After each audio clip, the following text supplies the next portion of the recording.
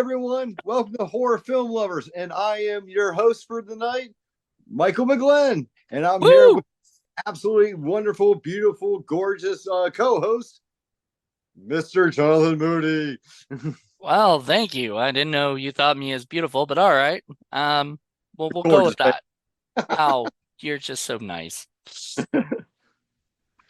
so we have a great special episode. At least I'm going to call it a special episode tonight. Uh, Jonathan and I both have been absolutely very good. We've been on our good. We've definitely been focusing on other people's films and focusing on others.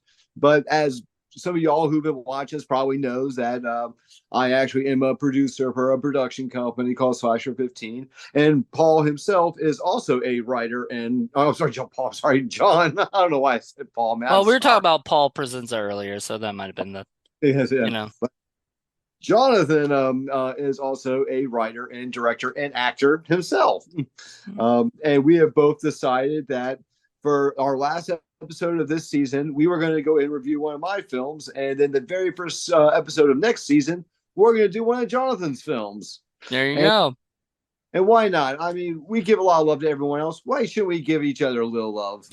I mean, it's okay if it's like two people and one person has nothing to do with it. You know what I mean?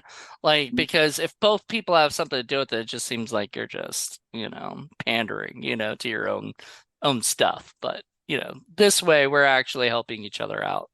Exactly. Yeah. So what are we watching? What are we reviewing and not watching? What did we already watch and we're reviewing? Well, we watch, and actually, this movie is very near and dear to my heart in a lot of ways. It was the very first film I ever got to do. It's also the first film I ever produced, and it just held a soft spot in my heart. It's one of my favorite genres of all time. It's horror, camp, comedy, slasher. We reviewed Slasher 15's Bloody Summer Camp, written and directed by one David Kerr. Yes. So, okay, so now I'm gonna have to ask this question because, I'm nosy about this and stuff, but how did how did you go from like, oh, I'm being cast in the film to, oh no, now I'm a producer of the film? Oh, that's actually a fun question. In the very, very, very beginning, I actually was a perk buyer when Dave ran his Indiegogo. Ironically, before that, I actually tried to reach out to him for his previous film, Return of the Slasher Nurse. But when I contacted him, I think he wrapped up filming. I think it was like maybe like 2, 3 months. He's like, "Oh, I'm sorry, man. We wrapped up a couple months ago. We're good." But he told me about Bloody Summer Camp, and he was going to do a crowdfunder for that. And I saw it, and I was like, you know what? I could audition, and maybe I'll get in, but I could just buy my way in, and I'll be damn guaranteed to get killed, and it'll be great for my bucket list. And so I got it. Dave reached out to me. He goes, "Hey, I see you actually live near me. You want to come out and meet up? I'll give you a good idea of how I write your character for the films." I was like, "Yeah, absolutely." And I went out there. Him and I hit it off real well. Then he told me that they were actually getting ready to have the Return of the Slash Nurse rap party that night, and he said a lot of some of the actors and actresses from this will probably be in this next film, so it'd be a good time for me to get to meet some of them and get to know them. But I hit it off really well with all of them, and then we did our first script reading, and I play a very goofy out there character. Some would even say Shaggy from Scooby Doo's love child. I played a co-camp director You're named. kind of like Shaggy and Velma together. I can see that. I mean, you're kind of you're nerdy, and but you're not a stoner as far as I know. Like I don't think you, as far as we, unless that's what you kind of wanted people to think, but I didn't think that way, you know. But you might be right because like that was never really his bag. I mean, he definitely helped us sneak the beer out for the campfires and everything. So he's definitely guilty of being a party guy. But you may be right though. Like he may not do that. So your character, I have to ask this before I forget because I will forget. I've got a bad brain. Um, your character, comes in to the nurses station and asks about, okay, by the way, there are spoilers. There's going to be spoilers Yeah. in this because there just can't be any way we talk about this movie without spoilers. But your character comes in and asks for, for the nurse, Nurse Jill, I think was her name, which is played by beautifully by Julianne Prescott. Mhm. Love her. But you come up to her and you say like your groin hurts or whatever, which is the same exact thing Michael had said earlier. Were you watching him? Uh, oh no, actually, it was supposed to be kind of a little fun, a little round joke. Because obviously, when you see the other guy do it first, Michael Deter's played by Wayne Townsend. He actually is trying to do it because he wants to get a quick little pop and feel because the nurse is hot. Well, Um, also, I think wasn't there like a little thing between them already? Like they already, kind of hooked up before or something? I don't think it's that they hooked up before, but it's like he used to peek at her while she used to undress, and she knew it, but she would let it go because she did think he was cute. So, and she was flattered that like that he wanted to watch her undress and stuff like that. But yeah, no, that little makeout scene in the like, and there was the first time they actually had a sexual actual encounter. Oh, I misread that, but yeah, no, I totally thought it was that they had some kind of little thing going before, and this was, whatever. But they were interrupted, you know. They were by one Miss Felissa Rose, which God, I love working with her so much. She's like, I mean, if you watch that or slash her 50 films after play summer camp, like go away when Slash Nurse comes out, you'll see a trend. You're going to see her in all of them too. That's because we love her and she's just absolutely amazing across the board. So your character also wanted to get a little feel from her. uh, well, actually, mine it was actually supposed to be legitimate. Like I actually really did pull my groin. Uh, Okay. but why I made the whole thing funny and why Joey Prescott kind of did that style like, oh God, not another one. Because she was like, she was thinking at first, oh God, another hornball. But Yeah. mine was actually, and it's like, no, like because Roger, I felt like was the definition of ignorance is bliss, which is why he was always so happy because he was stupid. Yeah, it was kind of a dumbass, but it was fun. Like he means well, and I love that he becomes like the director for a while, or whatever kind of, he's kind of telling people what to do and shit and when he's in charge, and yeah. And the writer director liked my character for that one too, because in the very beginning, to kind of go back to the original point was is that I only had originally was supposed to have a couple scenes, but Dave Kerr and his wife Amber both liked my character so much that they started putting me in extra scenes, and then later on we got Felicity goes, yeah, I'm gonna put you in some scenes with Felicity Rose. I'm like, oh, okay. Uh, You can't turn that down. and then one day I knew I was pretty much I like I wasn't near done, but I knew I was getting close to done to the point where like maybe he might be saying like, hey, we can probably wrap up with you here now. And Dave actually pulled me off to the side. He goes, hey, look, I need to talk to you for a minute. I'm like, all right, sure. And we off to the side, and Dave's like, okay, yeah. So my Amber and I've been talking about this, and you're the first one on set every day. You're the last one to leave set every day. You clean up and straighten up so everything looks good. So if anyone from the camp comes by, it already looks like we're already nice and tidy, ready to go for next day. And you never make a whimper. You try to help out wherever you can. Whenever you're not filming, you're trying to help out, like moving the equipment or doing something else. And he's like, these are all things that I would look for in my producer. And I was kind of wondering if you'd like to come on and be my producer. Aw, Um, that's nice. and very shortly after that, because my wife was also stepping up and helping out too. Like she was making like a lot of the meals for the cast members. It's all home cooked stuff. Like she'd make like pancakes and sausage and eggs and bacon in the morning, and then we would do Oh, better than the actual food like the campers were getting in the movie. yeah, oh yeah, far far far better. That shit looked really gross. I don't know what you guys used, but that was disgusting. Those actors just should be grateful we had a budget. Otherwise, they probably would have been eating that. I mean, they talked about it sub or whatever. Like it was some really nasty shit. But The original one was dog food, and yeah, like when you're in a oh, Yeah, it's already bad enough when you open it, but then when you're filming constantly for hours in a room that's actually pretty warm and a little humid in there, Oh God, yeah. That yeah. stink too. Oof, Oh, that's it did. pretty bad. But it's funny because camp food is, from what I've understood, because I never went to camp. I never went to summer camp. Did Oh, you go to really? summer camp? Oh my God, yeah. Like not only did I go to summer camp for like 4 or 5 years when I was a kid, but then when I turned 17, I actually became a camp counselor at Camp Hemlock in Clifton, No Virginia. kidding. So you had some Yep. experience. Oh yeah, I mean, like, and that's one reason why I love this movie so much. Like, it brought back a lot of that nostalgia.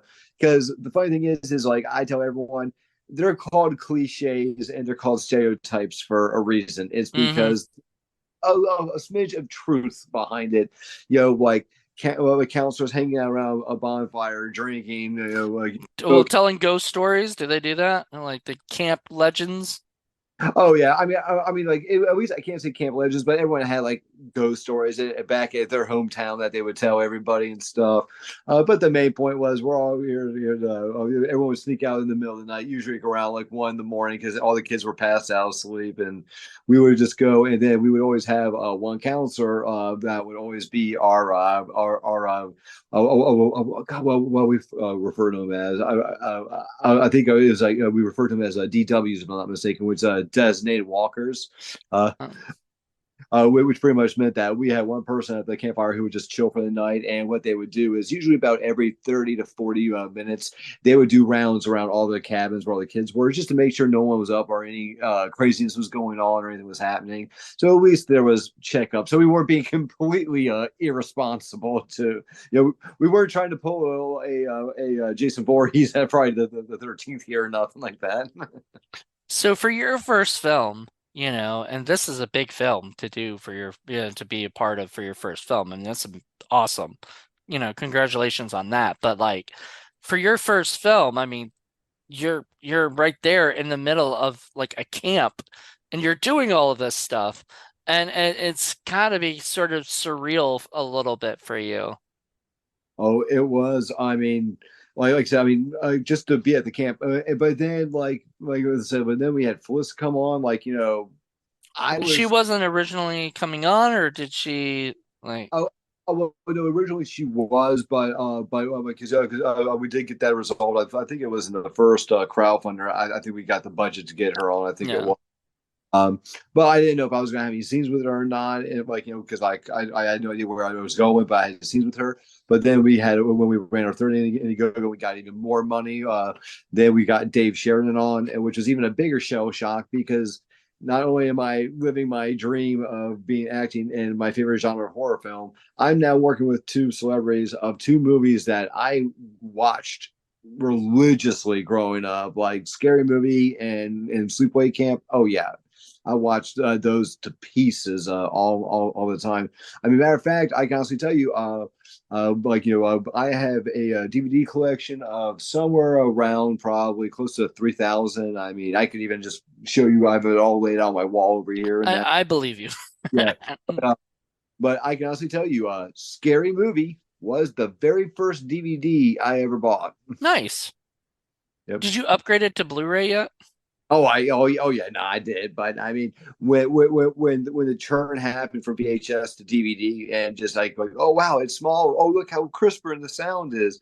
Even on DVD, I mean, from VHS, you're like, oh my god. I mean, it was like a day night difference and stuff. And then so of course, like I was like, well, I gotta have something I know has lots of replay value. And me and all my buddies back then, that was just one of our go tos. We were all hanging out, like having a couple of drinks or whatever. Scary Movie, a lot of times we would get popped in and we would just sit back and just die laughing at all like the over the top slapstick. And It's it's a silly, fun movie, and I love like, because we talked about Scream earlier, it's such a great parody of Scream, like the first it one. it was so great and it was witty, like because I mean, like I'm sure you can agree with me on a lot of these parody movies and stuff. That you got ones that are really good, smart, and witty about it, And then you got ones that you can tell you didn't even try. You just grabbed every cliche from any movie that came out that year or the year before and just tried to pile in a bunch of random jokes to blend it all in. Yep. And it feels forced at that point. I mean, and I think that's one of the reasons why I loved Up Play Summer Camp so much too, because it did have that coyness, it did have that cliche, but it wasn't over the top stupid. There were moments with Dave Sheridan that was a little more over the top, and silly. Like the part where the guy's walking with like the blood all over him, and Dave Sheridan looks over. I think he's with Rick, together, like, and he's like looking over. He was like, "Oh, what's wrong with you, man? What's all that blood on your shirt, about?" And whatever. And then he's like, "It's paint." And he's like, "Oh, that makes sense. You get a mess if you're not really used to painting. Okay, Oh, let me have that knife. I'll give it back to you in 72 hours if no one else claims it. And he lets the guy go or whatever. And I was just like, and then the black guy walks down. He's like, "Hey, hey," all of a sudden, which is such a parody of like real life situations, but In the to like 80s, the 20th degree. no. Oh, like, and if you remember too, there were tons of movies that came out in the 80s and especially in the 90s, actually, the whole Rodney King thing where like the whole cop thing, like, doing that kind of profile and stuff became like a run on gag. And, we were kind of like tapping into a little bit of that. It was kind of more like, it was funny not really funny, but it felt more organic when we were doing it because it was in the 80s, because like it was kind of a thing. Because I remember even when we were filming, we are like, are we going too far? And we even asked a lot of the cast, like, no. I was like, dude, these things were a thing, man. To ignore it would actually be even sillier because you're trying to pretend like it didn't happen when these things were happening. Exactly. No, and, I and totally agree with that. What were you gonna say? I was saying, and just like with you, I agree with them. But that, no, you're right. I mean, and it's a part of what we're doing. We're trying to make an 80s film, which, yeah, there are going to be some references in there and things that are seen or done and said that are not going to be looked at or accepted by today's social standards. But that's not what we were trying to do. That one we were Right. turning back the clock. Yeah. So, now dealing with a disabled kid, we can't say the other stuff they were saying and that's the thing. Like, did you guys get any flack at all for some of the language that you guys used? Because even though it was set in the 80s and a lot of that would be used, was there any like reviews or people commenting on trailers about, like the language used? Uh, there was one film reviewer. Funny enough, most of them actually applauded us, and actually, like, not only applauded the humor we did, but applauded us for taking that step. Because a lot of people wouldn't have done that and stuff. But like I said, I feel like that would have been a dishonor to try to do an 80s film and try to write it as something that we all know it wasn't. Hmm. Especially if you grew up in the 80s, you knew what the 80s were like, period. But there was one reviewer, and it was almost kind of a little bit comical because I think he was trying to get clickbait or something because he was trying to call our movie racist. And of course, we're here thinking, like, I started reading the review and stuff. And I'm here thinking, okay, obviously it's going to be about the Dave Sheridan scene, like blah, blah, blah. Okay, yeah, yeah. But it's like, dude, I don't know what to tell you, man. These were kind of things we're actually making a little bit of awareness, you can almost say, on that one. But then I started reading the review, and he didn't even mention that. What did he He mention? he mentioned in the opening that when Kay Leahy's character went to go grab the two drinks, one was an orange drink and one was a grape drink. He tried, like, and if you watch if you go back and watch, I know, like, you may not have caught this, but I mean, like, we went back to watch it because we're like, wait a minute, no, I don't think that's right. He tried calling it racist because, oh yeah, look, her white friend, like, went to go grab her black friend a grape soda. My God. Right, well, one dude, if you actually watch when like when they get ready to leave, Shonda grabs her drink first. Right. It's And it's it's what? the, it's the orange one she grabs because then Kay grabs the second drink and then she gets up and leaves. And then guess what? She grabbed the grape one. Which So is, that's reverse racism then, right? Oh, I mean, I'm sure, but I mean, like I said, I kind of felt like the guy was just trying to do clickbait, like to try to get like people like you know how people were at that time, where like trying to be edgy or trying to or trying to get people canceled was kind of like the cool thing to do and stuff. Let, oh, let's get this movie canceled or something, or like get Dave canceled for writing this. I mean, what the hell? I guess probably just more getting a bad negative spotlight on us. I mean, we personally didn't care, and you know what? And that's one reason why I applaud Dave even more is like when he did the review, he tagged Dave on it. Dave let it on his page. He's like, you know what, bad or good. He's like, uh, we have a rule of thumb. As long as you're not being straight up mean, like where you're like, where because we actually had one review removed from IMDb because he was shaming a lot of our talent. That did not deserve it, nor the things that was he saying were even remotely appropriate. So we asked for that one to be removed. But if we get a review saying, "Hey, I didn't like the film. I felt like this wasn't good. I thought that wasn't good." I mean, whether we agree with you or not, it's your opinion, and we'll let it stand and such. I mean, whether we agree with you or not on that front, that's just it. But as long as you're being fair, and not only that, as long as we can tell you watched the movie, because the one was that bug that says like, yeah, I watched 5 minutes of the movie, I already knew it was going to be a bad movie. I'm like, well, then you didn't really watch the movie then. Right. 5 minutes. I mean, heck, I mean, there are a lot of hour long animation like short movies that I don't know the whole synopsis of what's going on in 5 minutes, much less an hour and a half full feature length film. So I will just say this. I love the two girls, I love Kay and Chandra. Like, absolutely. I think they are Great. so freaking funny and so good. Like, well, Kay's character was more dramatic, which I liked a lot, Like, she wasn't that funny, and that wasn't like because that just wasn't her character, But And what? yeah, Kay was supposed to come off more as that sweet and innocent type, like the one that the kind of like I'm not looking for love, but if love finds me, That kind of thing, kind of, yeah. She wasn't yeah, looking for anything but to do her job. That's really what she was there for. And then you got Cody, Falk, who I've worked with, as well. And I adore him.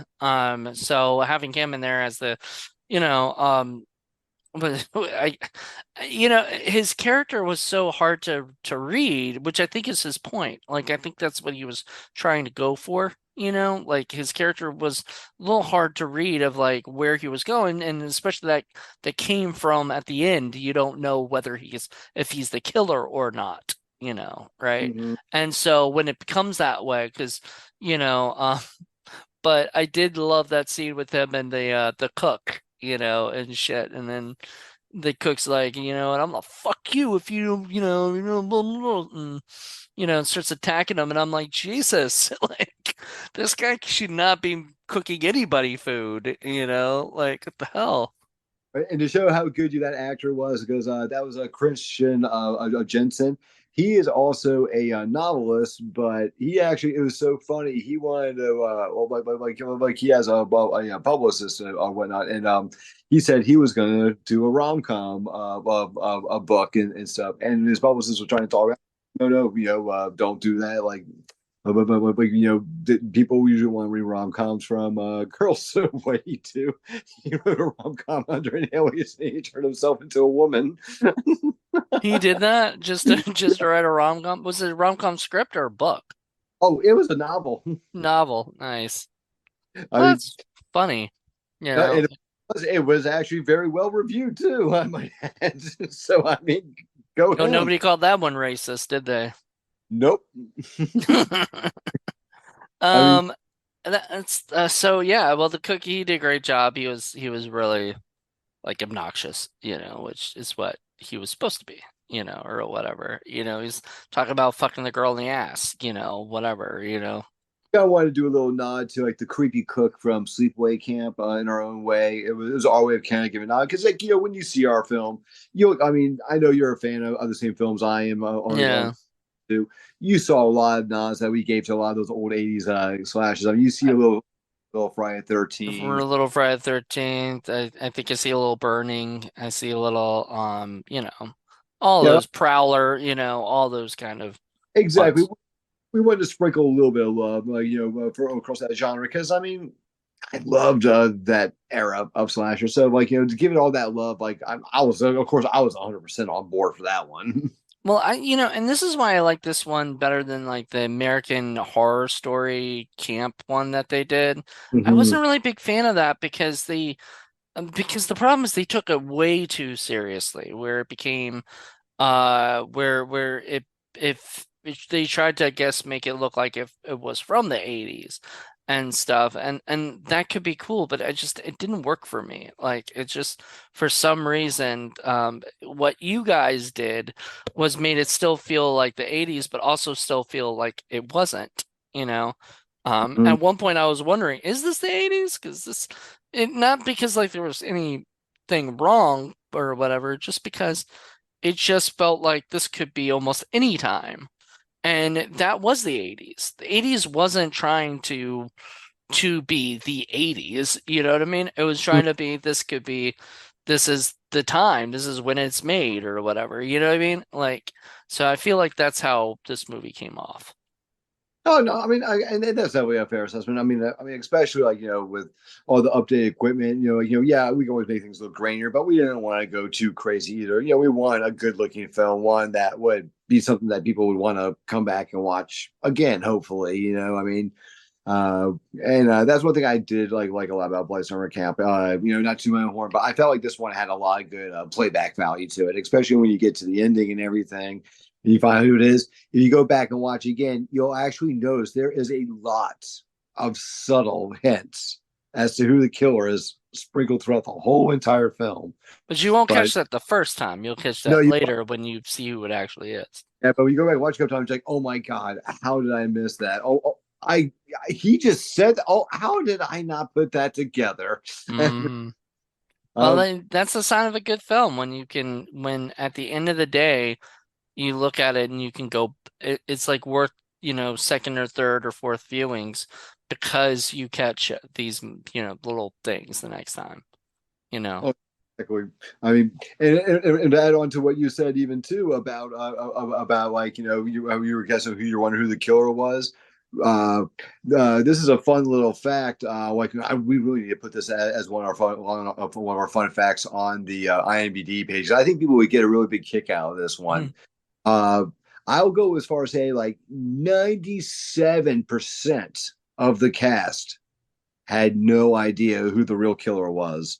We gave them all one script with one ending on who the killer was, but what we shot and what you see is a different killer.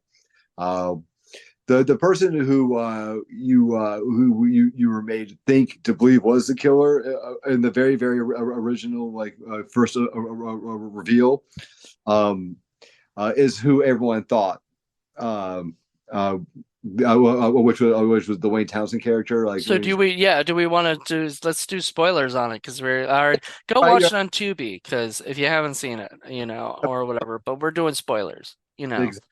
So, no, you're right. So yeah, when Wayne Townsend's character was holding the mask and everything, that was actually who the cast on it was. Like they didn't see that the reveal like later on was, oh, it's actually Donnie. So Kid. obviously Donnie did though, or whatever the guy who played Donnie Yeah. knew Yeah. who which he wasn't playing Donnie. The Donnie was another guy, So what Hmm. was that guy's name? Did they ever have it? Did he have a name? It's never revealed as to who he was. He kind of always kind of kept quiet, like and being anonymous. It's led to believe that he was just a ram serial killer that crossed, accidentally pretty much crossed paths with Kay's character because when he sees her, like when you do the reveal at the end that he was the guy that was in the store in the back, that was his first time seeing Kay's character, and that actually got him infatuated with her. And when he was going to a camp, that's what led him to go to the camp. Uh, Hmm. you know, if it was just some other random two people, they probably would have ended up like the other random people when he first went there. They just would have ended up dead. But there was something about Kay Kay's character that really, infatuated him to the point where he wasn't ready. Not saying he still may not have killed her, but he wasn't ready to do that yet. Could it be love? It might be love. Could it just be like a sense of not the right time, right moment? Perhaps. But we wanted to kind of leave that a little bit up in the air. But that Until is, Return to Bloody Summer Camp. hey, that's definitely I can well, like as any politician would say, I can neither confirm nor deny Hmm. that allegation. I mean, it could happen. I mean, nobody's, whatever. I mean, no, as far as we know, it hasn't been, brought to the public yet, but it's it's a potential. I did see a reviewer of it say like that it did open it up to a potential sequel, or whatever, which Oh, yeah. I mean, I will say, me personally, I would absolutely jump at the opportunity to do a sequel to Play Summer Camp. But I mean, a lot of it is like, even if it's a continuation, which, once again, spoiler, like, obviously my character would not be in it, obviously. you could But be the twin brother. I've been trying to nudge Dave on that one. I just I- don't. I'll try to nudge him too. I'll be like, he's gonna be on set probably anyway. You might as well throw him in there as the twin brother. Well, and the funny thing is because I even brought that idea up to Dave, and Dave's like, "Nope, I'm not doing the twin brother thing," because he technically did do the twin brother thing with the first two Slash Universe movies. Of like the main lead guy, like you see him get killed in the original, but you see him come back in the sequel, and it turns out he's his twin brother and stuff. And Dave didn't want to go down that rabbit hole again because he has already done that. Yeah, been there, done that. I get it. But Amber and Owen liked the idea a lot. They thought it looked cool. That's why at the very end, like when you see that handsome devil walk up to that same store and put up a missing persons, and it's Kay's character, you may notice that was me, but no wig, no nothing. And that was our way of kind of saying, well, at least the option of saying Roger may have a twin brother out there, which I would say if I had my choice, I would name him Dodger. So that way we had Roger Dodger. Oh, that's funny. Roger and Dodger. Roger Dodger. Um, what is it in Star Wars? There goes Roger Roger. Yep, Roger Uh, Roger. Roger Roger. Um, so yeah, by the way, this has nothing to do with Bloody Summer Camp, but I just have to bring this up because you're a Star Wars nerd just like me. And I was a Star Wars nerd, and I didn't even know this. Did you know that E.T. is in Star Wars, is in the Star Wars canon? I did not. Look it up on YouTube, but you will see it. It's not fake or anything. This is real. And Phantom Menace, when they say they're trying to get rid of the the senator or whatever, and they want to bring the other guy into being the senator and Mhm. everything, there's all those group of people, all those senate councils. There's a senate full of ET people, ET character, So ET is actually a Star Wars thing. And I'm like, why don't they bring him into whatever. Anyway, and nothing to do with Bloody Summer Camp, but I had to share that before I forget. And it just popped in my head. Somebody told me today about it. And I was like, like it just blew my mind, you know? Like how is that even possible? But it's because of George Lucas and Steven Spielberg being such good friends. Oh yeah. And there's a scene in E.T. where he walks by a person dressed as Yoda, and it looks like he knows who he is, right?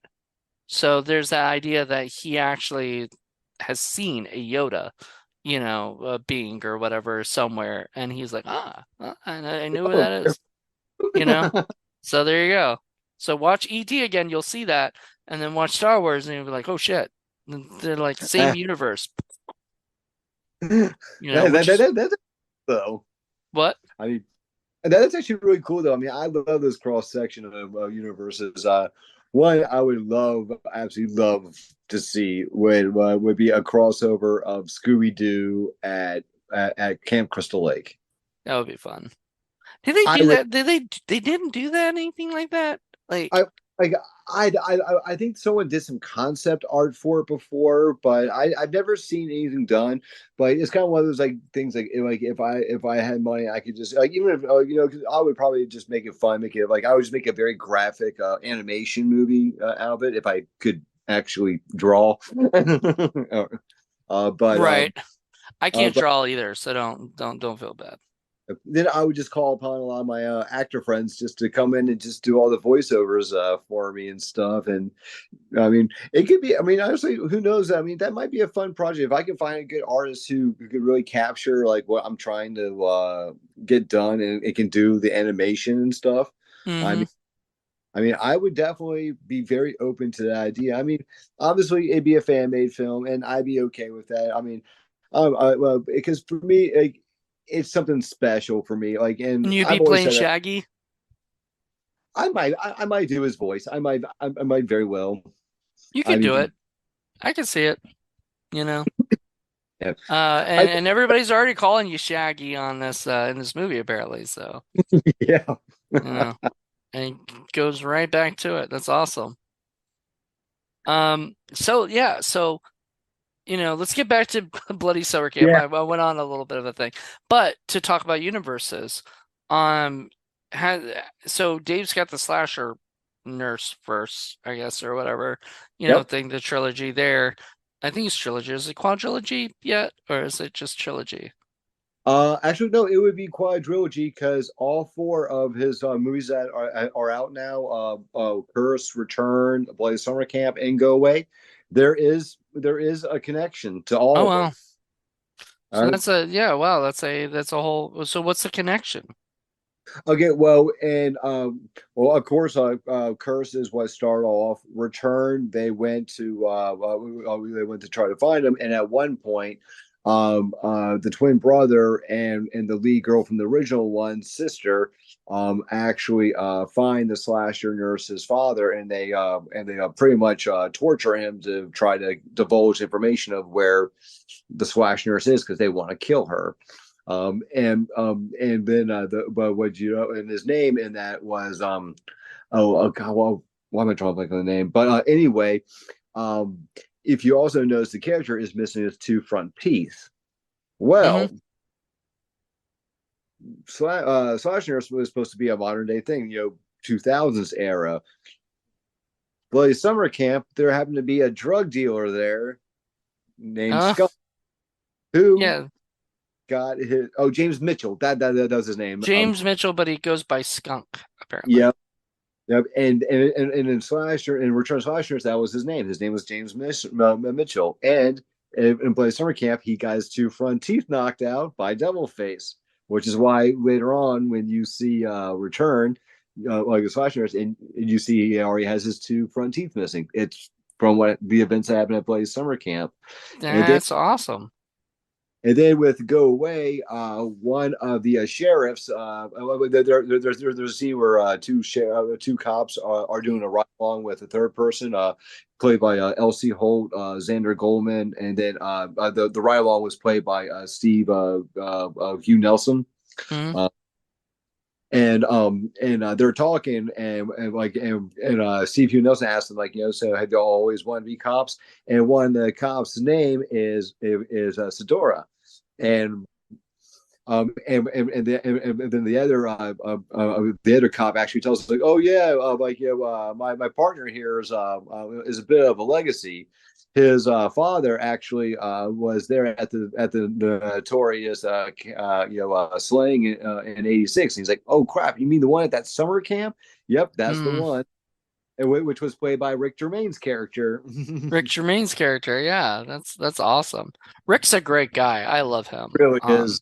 Yeah, and It's he was actually so weird. fun in this movie. Like I just I loved him and Dave together. Like Oh, for Dave some reason, those guys just cracked me up.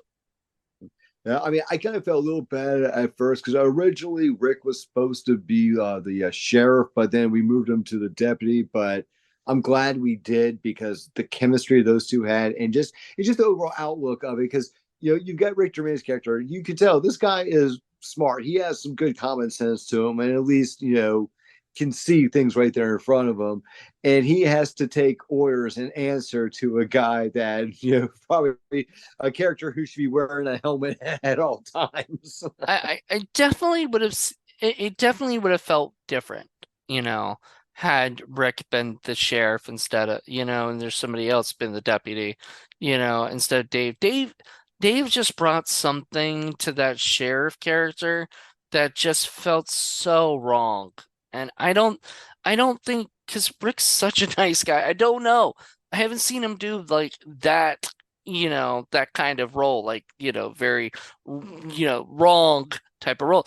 I have seen Dave do it before. He played like a mayor or something once, and I was like, oh God, this is the worst, like the nastiest mayor I've ever, kind of like in the worst, kind. I think I forgot what it was for, but it was for something Felissa was in because they work a lot together, Um, and I love Uh, it. Like I love seeing them together, like and everything. And they seem to there seems to be some kind of connection and friendship there, you know.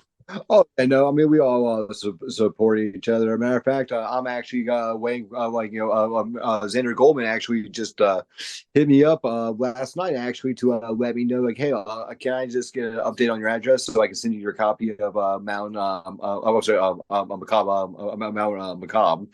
Nice. Yep, and I'm looking forward to seeing that one. And Did you like give money to it or something? Did you oh, oh yeah, I donate oh, to it. nice. Well, I've but heard some really great things about that movie. oh yeah, no, I mean I'm definitely really looking forward to seeing that. Like I said, I know a lot of people on that one, so I'm really interested in seeing them. Like all together again. And as I said, like a lot of people on that one were supporting us, and we want to show our support back. And we've been getting it even with this. We just did our post campaign. Paul Ragsdale, the one who wrote and directed Murder Size. Uh, he just donated to our campaign, and you know what? And funny enough, I actually did buy a copy of his movie. Um, Wow.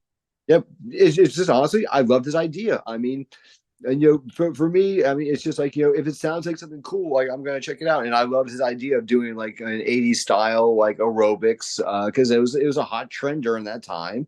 Kind of slasher. I was like, there were a few in that mix, but it was one of those ones where like I don't think that there were as many made as there probably should have been in the '80s. If I'm to be perfectly honest with you, I would have expected a lot more. Uh, at least like maybe not as many as like the camp slasher genre, but I at least would have thought would have been like at least comparable to a degree. Like maybe not as many, but at least in the ballpark. But Right. I can't think of too many in the '80s that actually really focused on that. I think like maybe like Death Spawn and maybe like one or two others. I think I can think of that come in my head. Um, Hmm. but yeah, I mean, it's almost a crying shame because I mean, it was like I said, it was one of those like just really. Not only was it like a big '80s fan, I mean, it was like it turned into a big craze. I mean, more people. Hmm. I know Dario Angel's Demons tapped into it even a little bit with the whole gym thing and all the leotards, like all the dudes and all the girls were wearing and stuff. So uh, God bless Dario for at least acknowledging that. Right. No, I love that. I'm so happy when uh like I think you guys like what you guys have been doing is amazing. Like I mean for a film like of this level to be out, you know, and be 2 hours long too. Like that Mm. that means you shot a lot of footage, which took a long time to get, too. And I think that's quite remarkable. So I'm really impressed, that you guys were able to do that. Oh, thanks so much, brother. I appreciate that. Yeah, I mean, we wanted to cut it down more, but I know, and I was right there with Dave. Is like there's just too much fun and too much comedy that we liked in this. That yeah, we could have cut it out, but it would have changed the tone of the film, and we just liked it a lot. We just we really believed in the comedy in it. We really believed in like the gore, the kills. Like, and after watching a bunch of times, like I love the flow because I mean it has that good mixed blend of like laughs and kills and laughs and kills and I like that in my horror comedies because the good laugh in between your kills really kind of lowers your guard a little bit, and then when that next good jump scare comes, as I'm not saying it's a guarantee, but it has a better chance of maybe catching you off guard, maybe. I told Matt Burns he played the worst drug dealer ever. Yeah. I was like, dude, I'm watching Bloody Summer Camp and you are the worst drug dealer ever. And then right, mom? Yeah. Like, and I was like, who brings their mom on a drug deal? Like, period. Or like helps, whose mom helps them out, drug dealing, or whatever. It's so funny.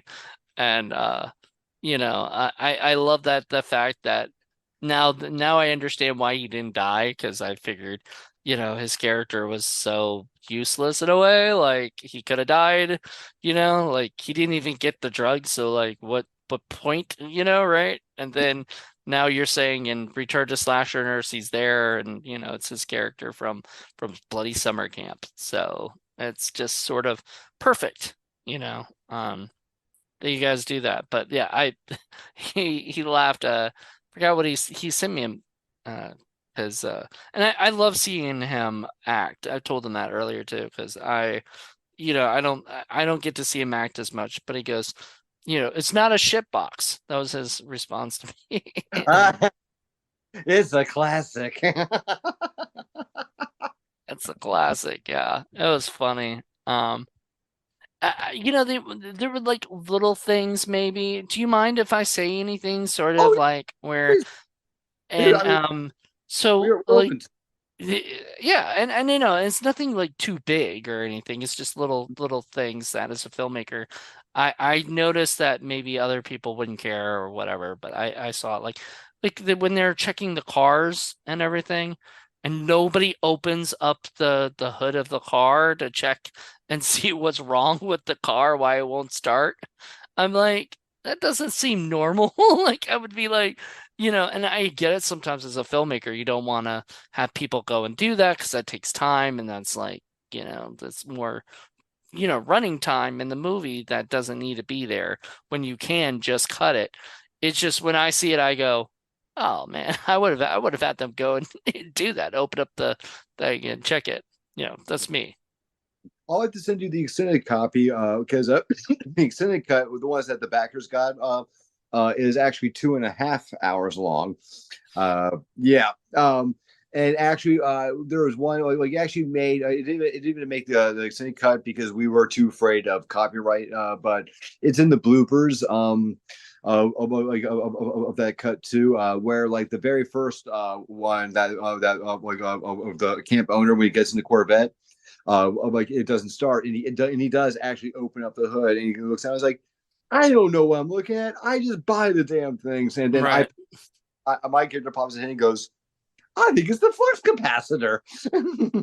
You say that? Yeah, Oh my God, that's funny. See, that would have been great. I don't know why it wasn't left in there. I guess use a copyright kind of thing for yeah. the flux Wasn't sure. capacitor or something, or for the. Yeah, from Back to the Future and everything. So we weren't sure if that would be treading on ground, but also we knew we had to trim it down, and we kind of just figured that was one of those little few areas where we could. Is that trademarked? Is flux capacitor trademarked? I don't know if it is or not. It may not be, but I mean, it kind of still became a door to us at least that one little smidge. There is like as they've said, like I can't give a distribution or a 2.5 hour movie. They're not gonna take it, and we were Right. right. They pretty much said you gotta cut it to 2 hours, so Dave had to just go in there and just Okay. start away at things. Well, see, this is why I need to talk to you about these little things, because then I'm like, okay, that makes sense. Whatever. Like that's not a big deal, but it's just Oh something yeah, like I well, no, noticed. not a bad critique at all, and I totally understand where you're getting, like because you see that with even a lot of the old '80s films. So I see definitely we're getting. I mean, heck, even with Dave Christie from Friday the 13th, when his car breaks down, you see he does open up the hood and he's looking Right. in. Let's see if he can fix it. And then he looks over and sees Miss Voorhees coming down or whatever, and with the light, and he notices her, and he's like, "Oh, it's you," which is also in the movie, is in your movie, is in Bloody Summer Camp. It's like, "Oh, it's you. Oh, hi, how are you doing?" when the lady comes out and gets killed or whatever, the Yep. what if she was like the HR lady or something? I don't know what she Yeah, yeah. necessarily was. Our onboarding pretty much. Yeah. Hey, And so she was obviously talking to what's his name? The Wait a minute. Uh-oh. I Uh-oh. know I'm what. seeing a problem here with your Oh, I thing. ask, and actually, we already have a way around that one. Oh, are you sure? Okay, I'm gonna say it, and then you're gonna tell me what the way around it is. How did she say, "Oh, it's you," and then he looks like he's standing up, right? Was he not? He was standing up, but here's the thing. He was new. He had glasses and he had a shirt on. He took off the glasses and he slicked his hair back before he but before he killed her. So he didn't with Simon because he's so new. She didn't even really process. She was running around doing things. So she's like, "Oh, it's you," and and then he comes up and then like she's like, "Oh, is there something I can help you with?" Like almost like wait, who are you? Yeah. Okay. Okay. So he was didn't seem okay. So it could have been anybody. Like the idea. Okay. All right. All right. That's fine. Then I think. But when I was saying, I was like, wait, he's You walking. How does brought that make any sense? The other thing is the beginning of the movie where we have the two camp counselors who get their car broken down because that happens all the time in every, all these movies or whatever. They set up a tent and the tent goes on fire and everything. But there's nobody inside the tent. It didn't look like, you know, were they already out of the tent? Because I know the person falls down and like, whatever. But like when you see it, nothing's moving, nothing, whatever. It's just a burning tent, you know. Yeah, I mean, that was one that we were trying to figure out how something to do because that was during COVID. That there was a couple of scenes that you would think was probably around the camp area, but actually wasn't. Very, very, very minimal of them. Like the tent being burnt up was one of the scenes that was not actually filmed at the camp. That was actually filmed at the director's house because he has a big giant backyard with lots of wood. So we went back in that area and actually, which is a cool little trick because most people would never even picked up on it because it looked too and meshed well. I thought it meshed perfectly, but Well, it my wasn't supposed to be at the camp though, right? They're driving by oh the camp. yeah It's yeah kind of on the side of the road, supposedly, you know. my death when the girls walk by and they see me killed. One, the girls like well when you see me dead on there, that's not at the camp. That's actually at the director Dave Kerr's house. And then also to boot, the girls were not there that day. Like we filmed the girls You, that came to the trail look like they see me and they go in the back and forths and stuff. But yeah, they uh you I can was. sort of tell that because she kind of makes it where, oh, don't look, don't look, but there's shot right there, and there's Mhm. never a shot of them like walking by you. It's shot separately, so you can sort of tell, or whatever. But it's all right, it's cool. I liked it. I was like, oh man, I thought you were gonna be the killer. I was so excited. Because you did get to play the killer, if I'm correct. You got to play Devilface. Oh yeah, I actually funny enough because the HR scene that hand opened the door. The very first whack of because we had to do this in a fun sequence because with the camera to follow along, with the sound guy to follow along, I couldn't come in and go around them and give the first hit to the HR lady. So what we did was they did me open the door and open up, and then when it started to pan over to the hallway with the HR girl, I would go underneath them. I'd hand off the fire extinguisher that you see my hand pull off, and I handed it to the special effects artist Amber Fulcher, and Amber is actually the one who does the very first crack to her Nice. on the head on the ground. Then when you see the footsteps go on top of her, start cracking on her head more, that's actually me again. Um, that scene of Devilface slowly coming down from the rafters, that was also me. Mm. Cutting the cord, which it was not as easy as I thought it was going to be. It's like, oh, it was a snipper. I'm like, well, wait, no, this is not snipping her off. I got to kind of give this a little pull. That was also me. and half of the Shonda kill scene was me. The scene where like Shonda hits him with that medical divider and he falls down and he walks out and throws the machete. That was actually Brendan Lynch, the one who actually plays Donnie. Hmm. Um, but then when Doubleface gets over her and she pulls up the mask and he pulls it right back down again before you can see it, and you see him put the machete up and go down and to kill Shonda, that was also me. Nice. So good. You got to play multiple roles too. You know, that's Oh yeah. kind of the part of indie filmmaking. You got to wear multiple hats. Oh yeah. No, absolutely. I mean, and the more you can do, the better off it is too. I mean, like trust me. I mean, anything you do to keep filming going and production going, and not have to make stops to get to get someone else in that place. Trust me, it can be a game changer and a lifesaver at the same time. I absolutely agree.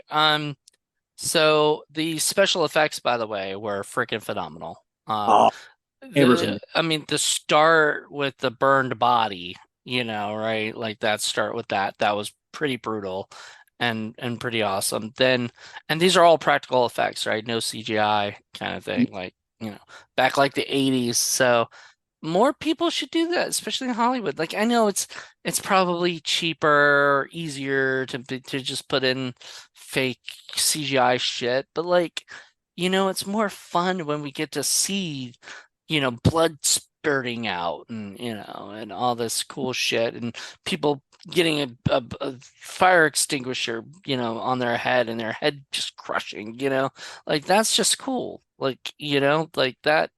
And was there ever like a time because some of these special effects, like the fire extinguisher thing too, was like it's a little scary to like actually like almost hit somebody with a fire extinguisher. Is there ever like a moment where it was sort of like, uh-oh, is this gonna hurt somebody? Oh well, fortunately, we actually swapped out. Like the one you see me pick up originally, like is actually not even the real one. We just got a really good duplicate. It's actually pure styrofoam. So when Wait, it they actually, make did you have to make a styrofoam one, or is it like, is it a prop that you can buy? oh, it's a prop you can buy. Funny enough, actually, I actually own the prop. Actually, How do you get any of these? Because I see that like, well, nobody can see this because it's a podcast, but behind you is a little devil guy behind you and everything. How do you get all these things? Do you just ask, or you know? oh, the double bass one, it was kind of like I bought one, the masks, and then like Dave was like, well, I didn't know maybe if you may want the jack. He was like, yeah, I'll take the jack, and I was like, I was like, who knows? Maybe one day I'll grab a dummy, I'll make my own statue of him. And Dave's like, well, actually, yeah, I might have that covered for you. This dummy that I put the devil face on. I'm not sure if you've seen it yet, but our latest film that just came out, Go Away, there is actually a scene where like the main killer's costume is on a display on which is being all on a dummy. This is actually the dummy from Go Away that the main killer's costume was being displayed on. No shit. So Dave just gave that to you? Yep. That's awesome. See, I It, mean, you it, guys joke on each other and shit, but you guys are real good friends. oh yeah.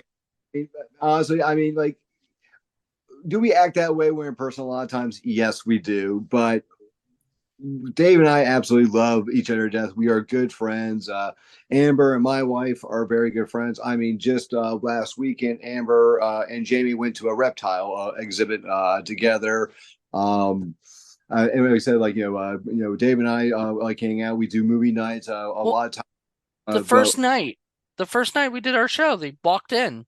yeah, yeah, exactly. I was walking. I was like, dude, I swear to God, this was not planned. I had no idea they were coming here. Uh, Yeah, it's awesome.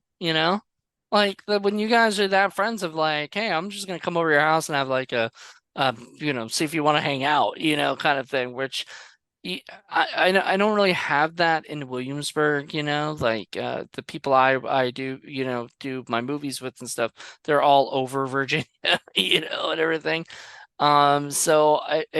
It's not anything like that. I have other friends who might come over or whatever, but nobody ever stops by, like that, unannounced. So that's awesome. Like I wouldn't mind that. I would be okay with that as long as I wasn't busy like doing a podcast. Oh, yeah, no, I mean, like Dave and I got me really good one time. I think it was like 2 years ago. It was actually my birthday. They like and apparently they had it planned for a while, and like I just had a rough week at work. I was telling my wife, I was like, oh God, I just can't wait. I was like, what, I'm not going anywhere this weekend. I'm not. I'm going to stay here. I'm going to veg out. I'm going to watch a bunch of movies, pull up, maybe play some video games.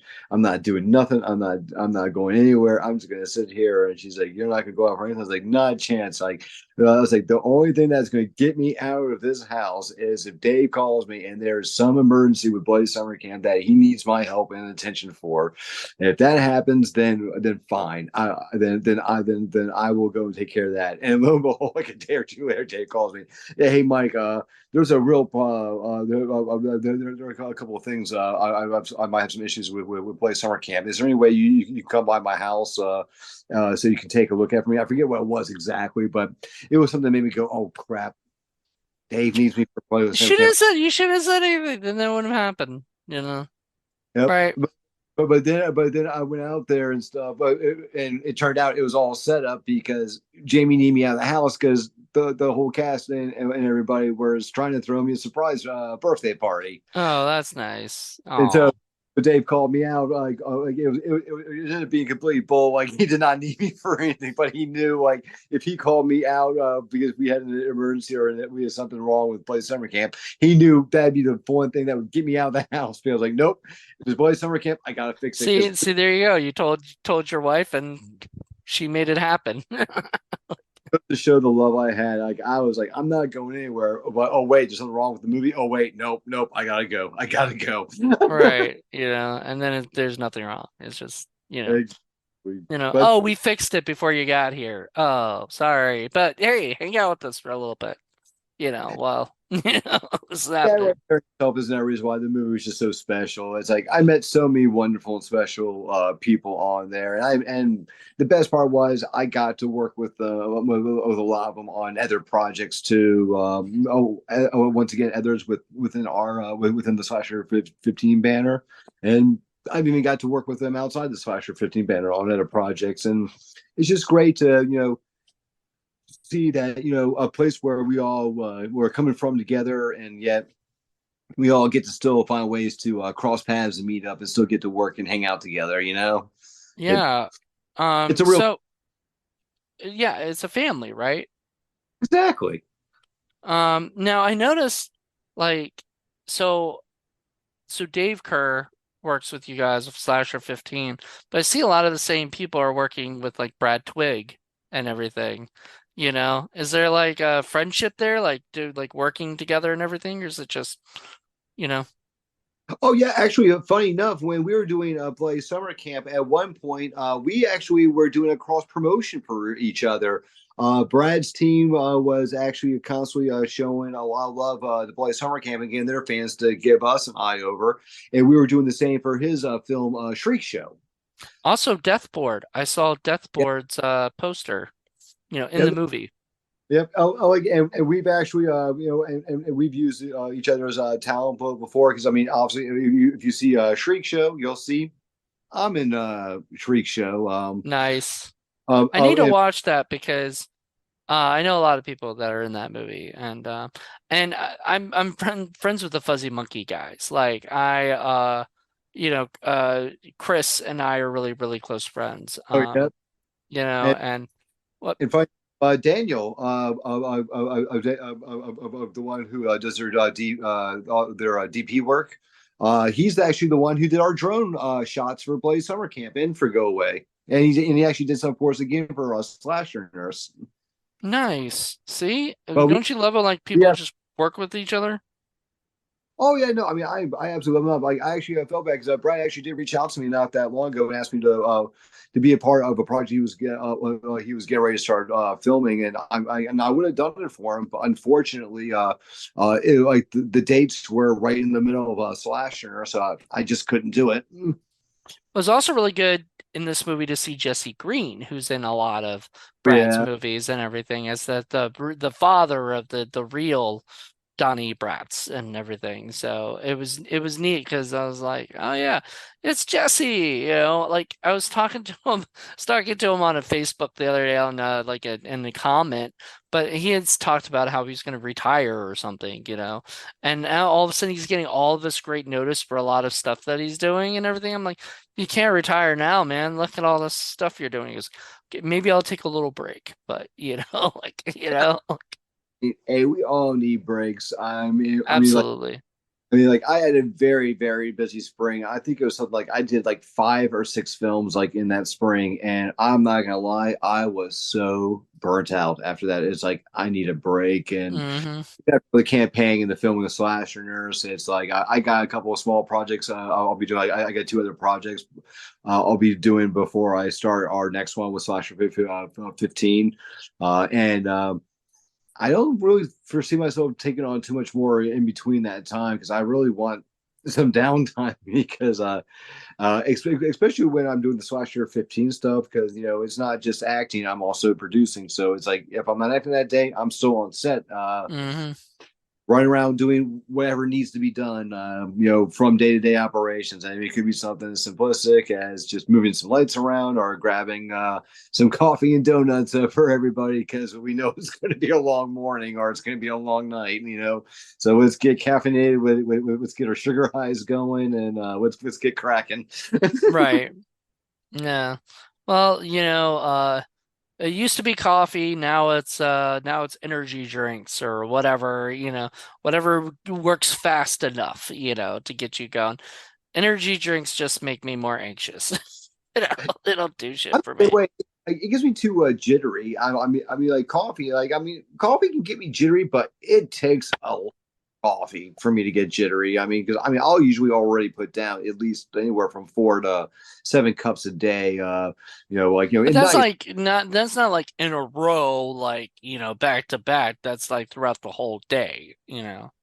Oh yeah, no. Usually it's like 2 good sized ones in the morning, and then I'll have a third one when I start my shift in the afternoon for work. And usually during my 8 hour shift, I'll have at least 2 more cups during that shift. Understandable. Understandable. I'm a coffee drinker. I know. I know. I know how it is. I never drink coffee on sets and stuff. I do sometimes it does upset my stomach. So, I choose to very careful. People are like, I thought you were a coffee lover. I'm like, yeah, not when I'm on set. Like, let me I'm okay with my cherry cokes or whatever, but Thing. what's your go-to snack? Oh, that's a good one. Actually, my wife actually brought this on set for Slashingers, and it's one of my new absolute favorites. It's like the dried, lightly frosted on top animal crackers. Nice. You just get that really thin, like dried on frosting on it. Like not the ones that look like they've been dipped in frosting. That's too much for me. But just that small little sweet little layer on top of it is like I don't know. They're just so darn delicious. I love them. But then she also bakes a lot of homemade desserts a lot of times too. Like she does sopapilla. It's like an Italian cinnamon honey cheesecake. It's actually Nice. was one of Amber's favorites. So by default, my wife always makes it at least a couple of times because she absolutely loves her to death. Right. um, Mine's Gushers. Fruit Usher, Gushers. Yeah. oh, I can. I for some reason I always have them on set. Like I always make sure to pack those when we do our catering, or whatever. And then I make sure that I at least have a couple packets. And if I have an AD on set, I make sure they know, if there's like 1 or 2 packets left, that's mine. Like, don't let anybody, take it because I will not be happy if that happens. And there've been a couple of times where most people don't even eat the gushers or whatever. So, all right, works for me. I got no hate for Gushers. I like Gushers. And we Any, we bring them for everybody. So if anybody wants any, you'll be on one of my sets soon enough. I know it. Mhm. So we've been talking about different things, ideas. So, well, it'll happen, and that's I love this because like, the independent film scene shouldn't be very, stingy with their cast and crew, I sort of fell in that thing before where I got jealous of people taking my people, but only if they're taking them when I need them, like, if I need somebody in January, and they're on another set that I introduced them to, like I get kind of frustrated. I'm like, hey, you're supposed to work for me now, like it with us. This is our company, but I get it, because everybody wants to network and work with everybody. Well, I mean, and it's a business. I mean, like, and the thing is too is like, end of the day, like if some other company grabs, some of your talent for theirs, it's because you did such a good job on your movie on Because they're displaying talented. skill sets, that yeah, I want them now. I mean, so I mean, in some ways, it's like it is a form of flattery, and I mean, but I guess on the end of the day, though, it's not the worst thing in the world to be known for. Like, hey, go work for those guys. Why? Because you'll get other offers and gigs to go work elsewhere if you go work for them. I mean, that's not exactly the worst stigma to have for a production company, you know.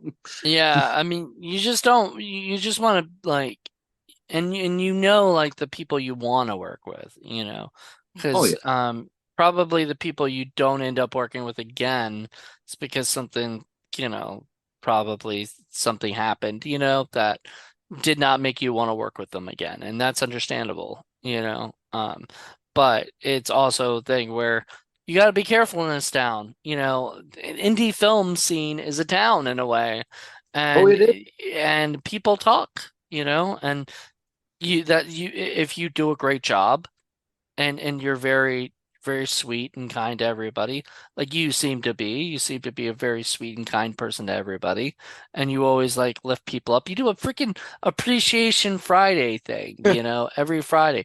You lift people up, which is I think is amazing. And our community should have that.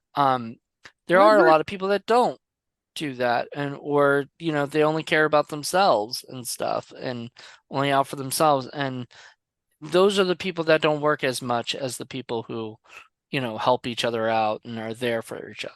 That's my opinion.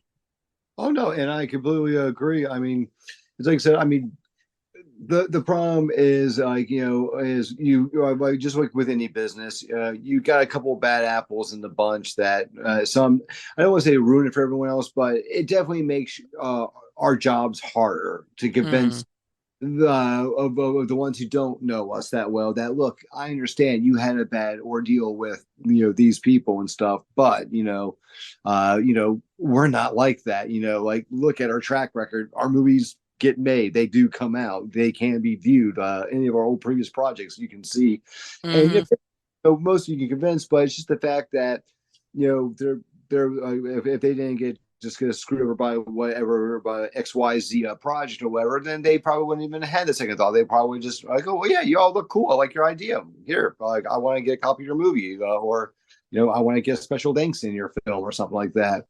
Um, but I if just took instead a you just screenshot of us, like or whatever, a picture of us, because I still am in at awe of the fact that you have a statue behind you, like of Devil Face, and he looks like he's gonna try to kill you.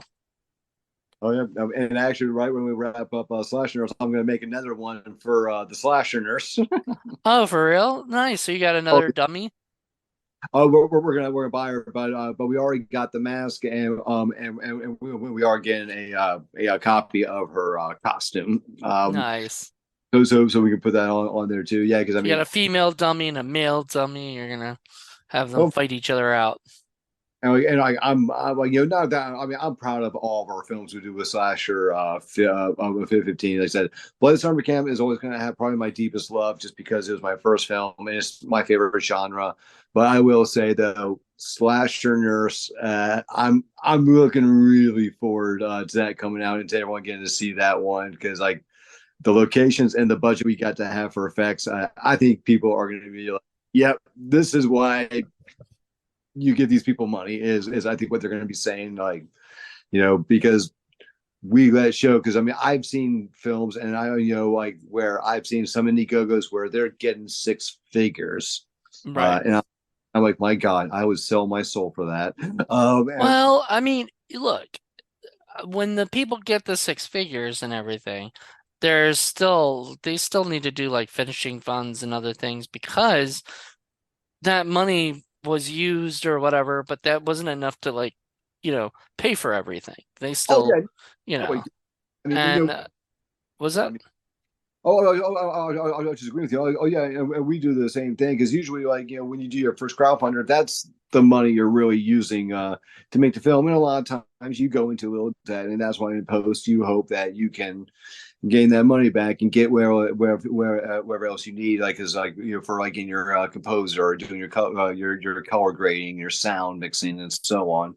But I was more making the point that like I've seen some people who are getting six figure ones, but yet when I see like their trailers come out or I see like the movies come out, I'm like, I like it was all shot in like one single location, like it's or like Yeah, a house, and I'm just like, where like it looks more like you had 30K than it did you had like 150K or something. right. And then but don't get me wrong. Then there are some that like I know, name drop a good one are the Mahala brothers. Those Yeah, guys with budgets, but you see it in the product, though. I right. mean, Like we just reviewed Anna Zayden and I just reviewed was it Bridge of the Doomed? And oh, you can see where the money went. Like the makeup effects, the people involved, it was clearly I don't know if it was one of the ones that had like 100K or more, but you could clearly see where it goes. And the Mahal brothers are people like I definitely look up to, as oh yeah. far as Oh no, I do too. Matter of fact, when we were doing our crowdfunding for Slashers for our very first one, they actually did like they did a shout out for us, like telling all their fans that we were someone to keep an eye on and that we are some of the good ones that you should be paying attention to. And to us, that was just such like a badge of honor to receive that from them. I mean, that meant a lot. I mean, like just like you. I mean, I actually really admire these guys. I with what they have accomplished, with what they can do, how they can generate money to make their movies. It's very impressive. It is nothing short of impressive. to me they're like the modern day Gollum and whatever the canon guys. They're the canon guys. They're bringing canon back in a way, because they're bringing these fun, low budget, genre movies back into the world, and I love that. Like I find that to be freaking, amazing. I said Gollum. I think it was whatever. Like I can't even say their name. Sorry. The guys who made Canon and everything. Canon pictures. The guys who did like He-Man and Cyborg and all those. I think they were supposed to do Spider-Man at one point. But unfortunately, that money fell through. That's why they made Cyborg. I think stuff like that. Like. Though I would love to have seen Jean-Claude Van Damme as Spider-Man. Like that would have been awesome. Could you imagine that? Like, that would have been awesome. It wasn't probably a thing that was going to happen, but like, that'd be hilarious? Well, man, especially to see like Flash Thompson at school try to pick on like, oh, Flash, you're about to get your ass whipped. Yeah. Well, they had was a Dolph Lundgren as He-Man. I don't think they did Punisher with Dolph Lundgren, but uh, well, yeah, well, like I said, I know Dolph did do a version of Punisher at right. one point. But I think somebody else produced that. I don't know what company, but I mean, I have never actually seen it, which is a bad thing because I should have seen this movie, or whatever. I think when I first heard of it, I was too young to like, and I wasn't into comics when I was a kid. It wasn't until I grew up and became a Kevin Smith fan that I got into comics. So, you know, that There's happens. that. Hey, everyone has their story on what drew them into wanting to start to read a comic book. And the best part about it is most time it's never the same story. It's always like something different for someone else. But in the end, it's just the experience of knowing that it was brought to you and that like it's also one of those things where like even if you open it up and like you don't get into it, at least if you get why others had the appreciation for it, Hmm. that everyone needs to be said. And I think most who do, even if they don't get into it, like, all right, you know what, I get it. It's not my thing, but I get why people get into it. I mean, like a good one for me. I know probably a lot of people want to like chastise me for this one. I'm not a very big anime fan at all. Like Dragon Balls and all that just doesn't excite me. But I totally get the love for it. I understand why a lot of people do. It's just not my thing. I'm gonna try because I wasn't very into it, and then of course there's a girl who's very into it that I'm like, and I when I see like the stuff that she posts about it, I'm like, that sounds interesting. I should check that out. But I haven't checked it out yet. So she's recommended things for me to check out, and I just haven't, done that yet. And I'm sure there is some good anime out there. I've found hybrids that I would call close to anime. Like like it was pretty much comic book animation, but they went more on that anime style with the artwork and everything, and even to a small point, even their style with the stories, even. Uh, but I think that what kept my attention going that was because they were following on IPs of characters that I actually was a fan of. And but it's like I know they did a TV series, anime style of the Fantastic Four that I liked a lot. I thought was actually pretty good. My friend, my buddy Paul, my co-host, the one that you called me earlier, he was into or he's into samurai stuff, a little bit, whatever, like enough. And he showed me a Netflix show that's coming out that's an anime samurai girl show with like, American cast members doing the voices and stuff like that. So it's not an actual anime, thing. And I was like, this actually looks pretty cool. Like I'd watch it. It looks like an American anime, if that makes any sense. I mean, I'm definitely following on that one. I mean, it's like I said. I mean, like I have. I mean, I don't hate it. I'm just not right. I mean, and like I said, and I would never like poke fun at anyone or give anyone grief who was into it because, like I said, I get it. I mean, I understand why people can get into that.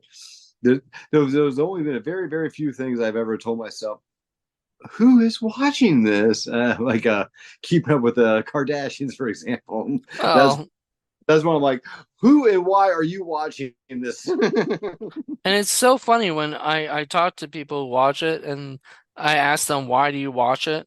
And they're like, because because it's a guilty pleasure or something. I'm it, like, like I can understand maybe like checking a movie out because it's a guilty pleasure, but literally watching hours and hours, that's not guilty pleasure. That's pleasure. If you watch, hours of content of these people that, whatever, that's not a guilty pleasure anymore. That's literally you're enjoying this shit somewhere or another, whatever.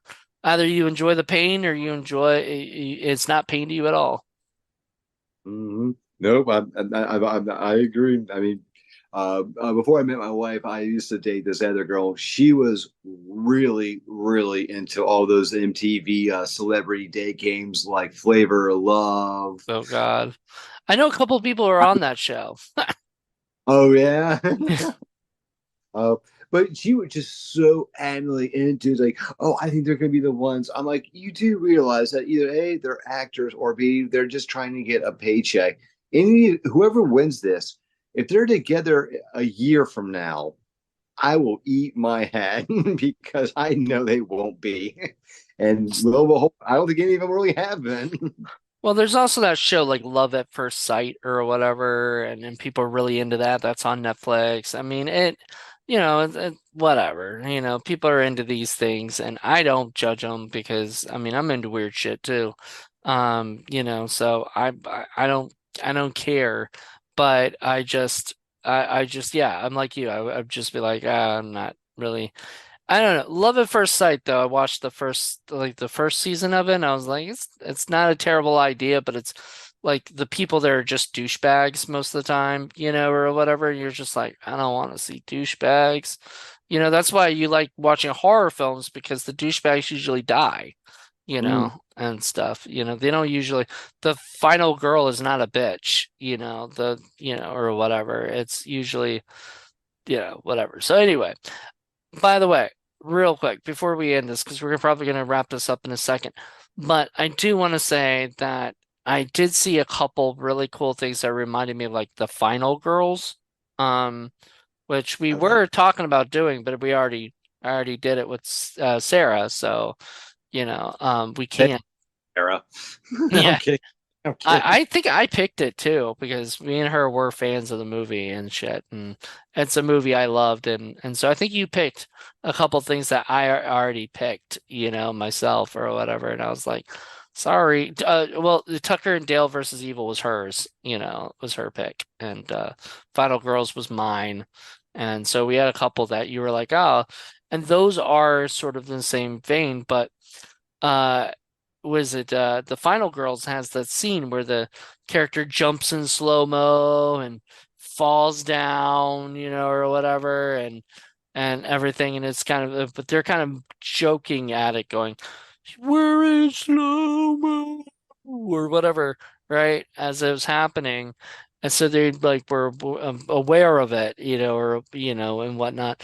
But in this movie, it did have the slow-mo in it, and it was made for the movie, which I thought was pretty cool. I like that part. You know what the funny thing is? Originally, that was a goof. Really? Uh, uh, Now there'll be conflicting stories on this one. From my perspective, it was nothing that was really technically discussed yet. But then like I think something happened and like the camera got bumped or something, but or like something accidentally got pushed, but it got set to slow mo and ended up getting there. I'm like, well, hey, this actually kind of looks kind of cool. And then just that scene, we actually, like Dave showed it to our composer, Adam, and Adam was like, "Oh my God, can I play with this?" And that's when he put in that whole like doing it with the opera, and Nice. everything. My God, I'm getting shivers. Like, yeah, we got to do this. And actually, another fun fact too about that fall down that Gretchen did was Mm. not. She wasn't supposed to fall. That's actually a legitimate fall she did. She was the one Oh, who played Felicia, right? yep, exactly. When she Uh, died, I said, "Bye, Felicia." yeah, Bob. I think I almost feel like that was a point, of it or whatever. But yeah, I love that. I actually know somebody named Felicia, and she's an older woman.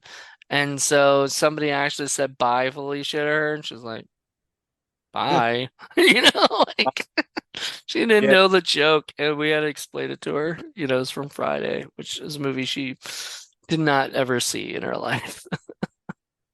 So if anybody ever says that to her, she's probably just like, okay, whatever, like, But that's funny. Whenever I hear the name Felicia, like in something, that's all I can think of. And oh yeah, and that character was fun, and you know, oh yeah. I was just a little disappointed because they set up something that just never really came through, or at least I didn't see it come through. Maybe I missed it, but like she was cutting up her clothes, and then you never kind of go back to that, do you? Did I miss that? No, and the funny thing is, you tapped into something that I, you. It's like what you're talking about wasn't exactly that, but you were very, very close on the right path. There was supposed to be something that was supposed to be added, but I forgot what happened. But it ended up getting like overlooked, or we forgot to do it. But if you remember, when she gets like kind of her clothes, you see her steal her necklace. Hmm. That necklace was supposed to come back and have some relevance later on in the story. I forget what it was exactly, but it was supposed to be Yeah. to frame someone up. I think it was to make them look like a killer. I don't remember, so don't quote me on that. But the necklace was supposed to have more symbolicness in the story than just, oh, I just stole a necklace. I can even see her playing with it. It's there was supposed to be more to that necklace, but And the cut from that one scene to the to her being in her cabin, mhm. and seeing the note to come see Todd or whatever, just that was way too quick. I thought that was the same cabin. I was like, why is she chilling on her? She waiting for her to come out of the out of the thing because it still looked like she was in the same cabin for some reason. Like to me, like it didn't look like she left and then and went into her own cabin, and so that was just my thing. I knew where she was after a second, but you know. Yeah. But yeah, no, I mean, like I said, no, I definitely see what you're saying on that one. I mean, yeah, I mean, all I can say is, we had 2.5 hours already. We had to cut down to two.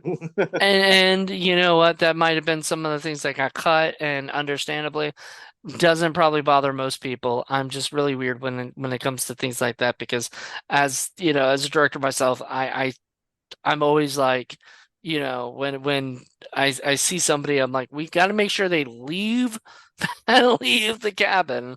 And then we got to see them sort of come back into the next cabin because otherwise, for me personally, I will be thrown off, and stuff. And I hate being thrown off.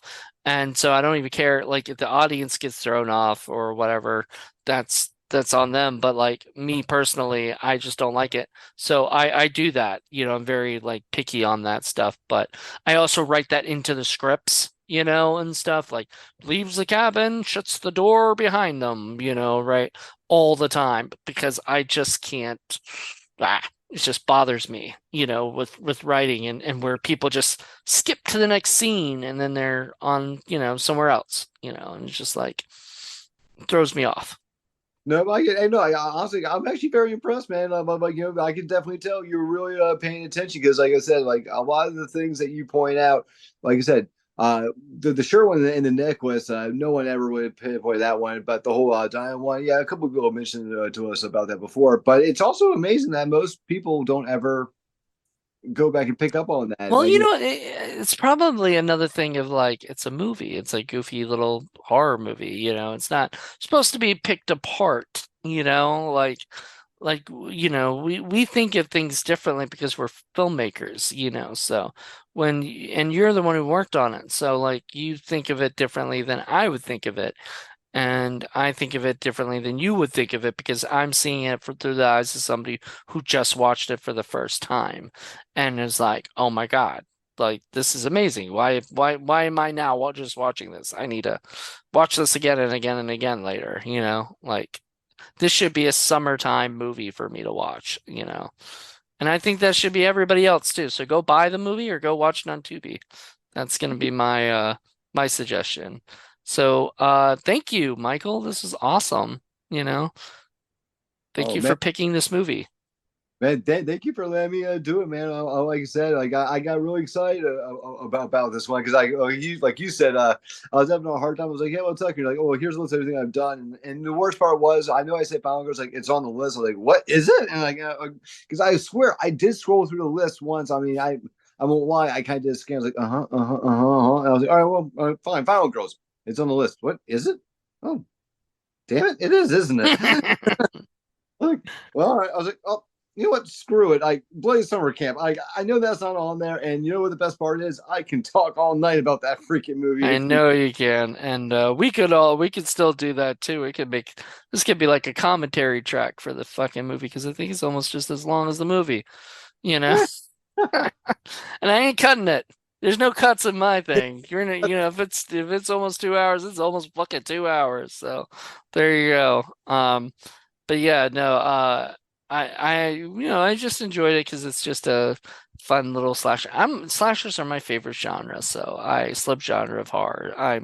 I absolutely adore them, and I'm glad there's a whole company called Slasher 15 that's all they seem to be making is slashers. So, keep doing that, Dave. If that's really what you love doing, Michael, if that's what you guys love working on and everything, keep making slashers, especially different kinds. Like you got Slasher Nurse, you got some Bloody Summer Camp, Go Away, all of these things that your guys are making, they're all different kinds of, horror, movies, or whatever.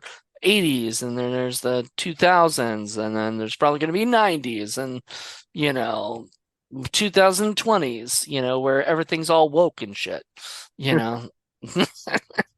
That's you know, Throws all the cameras. We're gonna cancel you. exactly. Well, if you were worried about was it getting in trouble before, now wait till we do our 2020 slasher, Like, but it's yeah. So it's one of those things where I just enjoy yeah, I just enjoy watching these things, and Bloody Summer Camp is a movie that I think everybody would enjoy. I know I'm just gonna be honest, like sometimes the length might put people off. My suggestion is just watch it anyway, because the length goes by like that. Like it literally does. The time flies right by. So, you know. And I definitely agree with that, and I'm not just shooting my horn, but I felt the same way because I mean, and honestly, and we have gotten some people who complain about the length, and I get that. I mean, some people get outright a little mean about it. They're like, if it's not exactly an hour and a half or less, then it's not a real horror movie. I'm like, well, that's not exactly accurate, now is it? Well, especially not nowadays, there's so many horror movies that get, in the 2 hours or longer mark, or whatever. And especially A24 movies. Are you kidding me? Like fucking, Midsummer, like what the fuck? That movie's long. I have Stephen King's of movies. Funny thing last night because I was going to bring this up to you earlier when we were talking and stuff. I was having a bad case of insomnia last night. And I just could not sleep. I ended up staying up all night last night, and I watched all of Stephen King's Storm of the Century, which is Wow. 2.5 hours long, How and much? I How long? 4.5 hours. Oof. It's 3 episodes of hour and a half long because it was one of those made for TV movies, just like how the original It was and the original Stand. Storm of the Century was another one of King's novels that was given that same treatment and stuff. It's actually really good. It stars Tim Daly from Wings. He voiced Superman in the animated series. Nice. Uh, I love but Wings. Oh yeah, no, I loved Wings too. That was such an underrated gem. I don't think that thing got the love it really should have gotten. I mean, that the humor and the love on that one was right up there with something as much as Night Court or Cheers for that matter. Right. No, I agree. Well, all right. Well, thank you so much. This has been awesome. I don't wanna. This has gone longer than I think than the movie, so. Eh, know. So we beat the movie's runtime. We're getting close to the original cut. So I want to thank everybody for checking this out. Thank you for the season. The season's been incredible. Michael was not, I don't think Michael was the original, like was originally planned to be our co-host. You were going to be a guest for the show, and then you just kind of came on this season. So I really appreciate your just coming on and chatting with us and or chatting with me and everything. The next season won't start till March, so it's going to be a little bit of a break. But get ready because we're gonna have to find ones that aren't on that list that we both are excited about. So I can't wait. I think this is gonna be this next one will be a really fun season. So tune in because you're back, right? You're coming back. oh, I am. All right, good. I What? I love these hangouts and these talks, man. Especially just get to hang out and talk shop and just talk about horror that we just like and love in general. I mean, Hmm. what's not joy? Exactly. So join us in March for a brand new season, and we'll be back. Until then, everybody, bye.